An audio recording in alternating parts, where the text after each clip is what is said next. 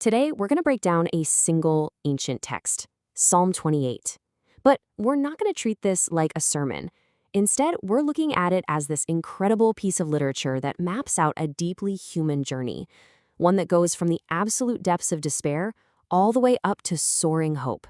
So, let's dive in. You know that feeling, right?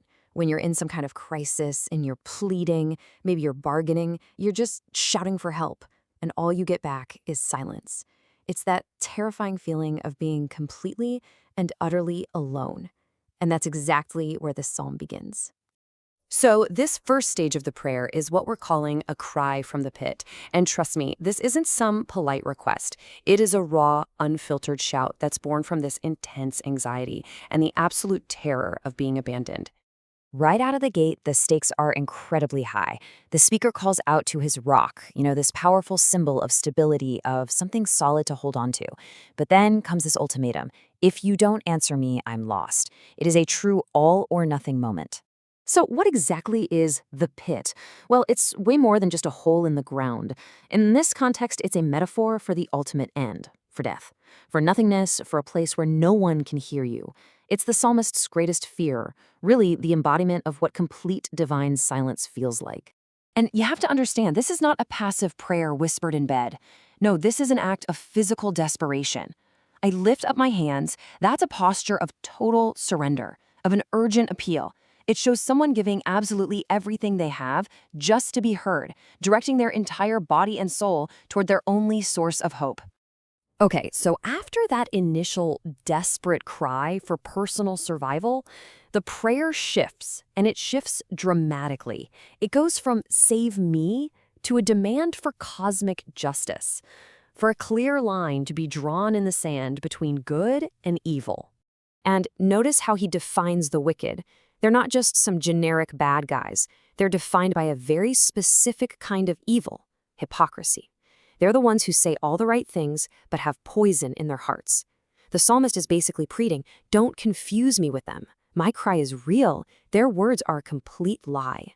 So you can see it laid out here crystal clear.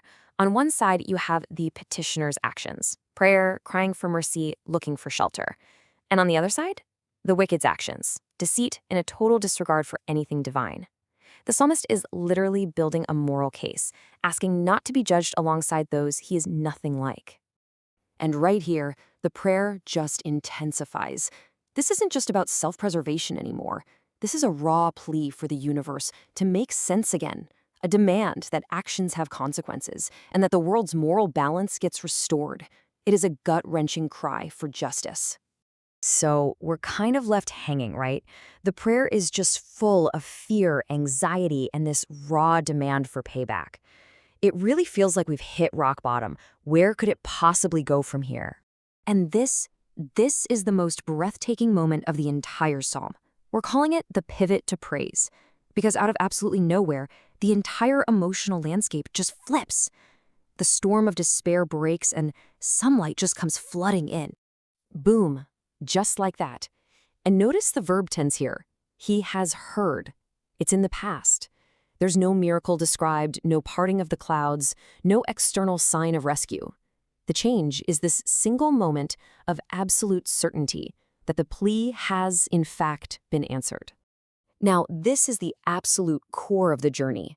The resolution isn't a change in his circumstances. It's a change in his perspective. It's a radical act of faith, a decision to believe in the answer before he can even see it.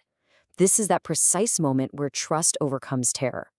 And you can literally watch this new conviction rebuild him from the inside out. First comes strength, that's the foundation. Then a shield, that's protection. From that feeling of security comes trust. And what's the natural result of that trust? Pure, unadulterated joy. It's a pretty remarkable psychological progression. But the journey doesn't actually end with personal joy. The Psalm's final verses do something incredible. They expand this intensely personal victory outward, turning it into a prayer for an entire community. I mean, just look at the shift in language here. It is so powerful. It moves directly from my strength and my shield to the strength of his people. The individual's experience becomes the very foundation for the community's hope. In a way, he's saying, my rescue is proof of our rescue. And this is it, the final, soaring conclusion. The personal plea has now become a communal anthem. It's a prayer for everyone, for salvation, for blessing, and for guidance that lasts. It's a beautiful, selfless end to a journey that began in such profound isolation. The closing image really just wraps up the entire journey perfectly.